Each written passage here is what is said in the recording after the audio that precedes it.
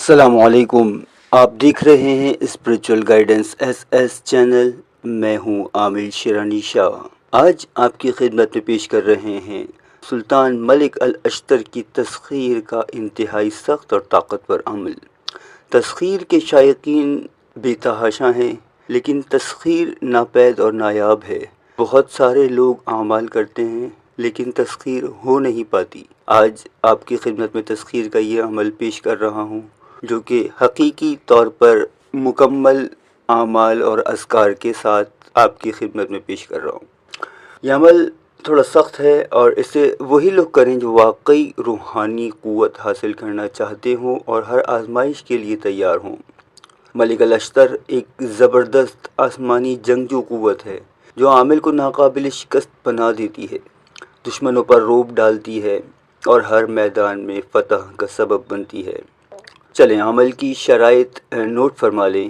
چلہ کشی کی مدت اس عمل میں 21 دن ہے، لیکن اگر روحانی قوت کمزور ہو تو 41 دن تک لگ سکتے ہیں۔ روزانہ آدھی رات کے بعد یعنی کہ 12 بجے کے بعد پڑھائی ہوگی۔ یوں سمجھ لیں تقریباً 2-2:30 بجے زیادہ بہتر وقت ہوتا ہے کہ آپ کی پڑھائی 3 بجے میں داخل ہو جائے۔ 3 بجے ایک روحانی طاقتوں کی جاگنے کا خاص وقت ہوتا ہے، تو 2-2:30 بجے سٹارٹ کریں، اور اگر ہمت ہے تو 3 بجے ہی کر لیں، زیادہ بہتر ہو جائے گا۔ اچھا، مکمل تنہائی میں آپ نے عمل کرنا ہے، یا تو کوئی آپ کے پاس ایسا اندھیرا کمرہ ہو جہاں پہ کسی کی شور کی آواز نہ آتی ہو، کوئی آتا جاتا نہ ہو، یا پھر کہیں باہر چلے جائیں کسی ویران مقام پہ، جنگل وغیرہ میں، صرف عمل کے لیے نا، اگر گھر سے دور کوئی ایسی جگہ ہو۔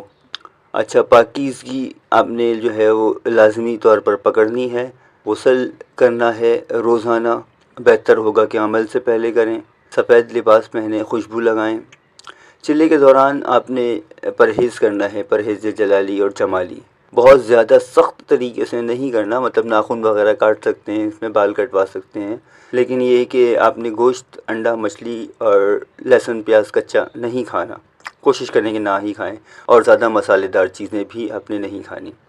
چلے کے دوران فضول بات چیت، ہنسی مذاق، دنیاوی معاملات میں مشغولیت کو کم از کم کر دیں، جتنا بھی آپ سے ہو سکے۔ جتنا زیادہ بولیں گے اتنا زیادہ آپ کی انرجی جو ہے وہ ضائع ہوگی، اتنا آپ کی روحانیت کمزور ہوگی، تو کوشش کریں کہ کم بولیں، کم ہنسی مذاق کریں۔ عمل کا طریقہ اب میں آپ کو بتانے لگا ہوں۔ ایک سفید چادر بچھائیں، اپنے سامنے ایک کالا پتھر یا سیسے کا کوئی ٹکڑا رکھ لیں۔ سیسا ایک دھات ہوتی ہے نا، یا تو اس دھات کا کوئی ٹکڑا ہو یا پھر سیاہ رنگ کا کوئی چمکدار پتھر ہو، کوئی سا بھی پتھر ہو چل جائے گا۔ کمرے میں ایک سرخ چراغ جلائیں، اگر آپ کمرے میں کر رہے ہیں تو، اگر باہر کہیں کر رہے ہیں تو اس میں ایک چراغ جلائیں جس پہ آپ پہلے سے سرخ رنگ کر چکے ہوں، اور چراغ کے علاوہ باقی تمام روشنیوں کو گل کر دیں۔ قبلہ رخ بیٹھیں، 11 بار درود ابراہیمی پڑھیں، آنکھیں بند کر کے دھیان ملک الاشتر کی قوت پر مرکوز کریں، اور 3000 مرتبہ آپ نے اس اسم کو پڑھنا ہے۔ یا ملک الاشتر یا شدید القوہ اطیعنی بحق سر المکنون۔ دوبارہ پڑھ کے بتا رہا ہوں، یا ملک الاشتر یا شدید القوہ اطیعنی بحق سر المکنون۔ عمل کے دوران کوئی غیر مرئی آواز یا سایہ محسوس ہو تو خوف زدہ نہ ہوں، بلکہ یہ عمل کی کامیابی کی نشانی ہے۔ 41ویں دن جن کی قوت کمزور ہے اور جن کی روحانیت بہت زیادہ بیدار ہے، جن کی چھٹی حص یا جن کی تھرڈ آئی ایکٹیویٹ ہو چکی ہے، ان کو 21ویں دن ایک نظر، جب ملک اشتر سامنے آ جائیں تو ایک نظر دینی ضروری ہے۔ ایک سفید بکری یا سفید مرغا جو ہے وہ صدقہ کریں، یہ اس کی نظر ہوگی۔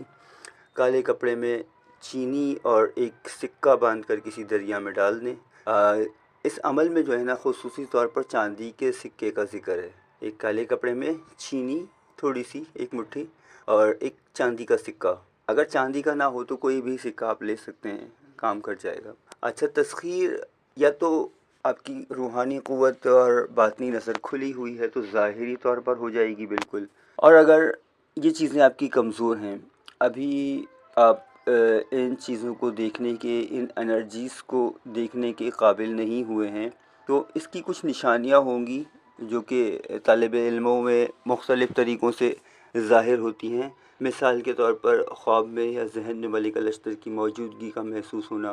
ملکہ الاشتر خواب میں بھی آپ سے رابطہ کر سکتے ہیں۔ آپ کی طبیعت میں زبردست رعب اور دبدبہ آ جائے گا۔ لوگ بے سبب آپ کی بات ماننے لگیں گے، حتیٰ کہ دشمن جو ہوں گے آپ کے وہ بھی دب کر رہیں گے۔ آپ کو کوئی بھی مشکل ہو فوری طور پر غیبی امداد ملے گی، اگرچہ ظاہری حاضری نہیں ہوئی ہو تب بھی۔ ٹھیک ہے، احتیاطی تدابیر اس میں آپ نے کچھ اختیار کرنی ہے۔ یہ عمل بہت شدید طاقتور ہے، لیکن اگر آپ کی نیت اس عمل کو غلط استعمال کرنے کی ہوگی تو رجت کا شکار ہو سکتے ہیں۔ دوران عمل کوئی عجیب واقعہ پیش آئے، روشنیوں کو نظر آنا یا سائے محسوس ہونا یا خوفناک خواب آنا، تو اس صورت میں آپ استغفار کی کثرت کریں۔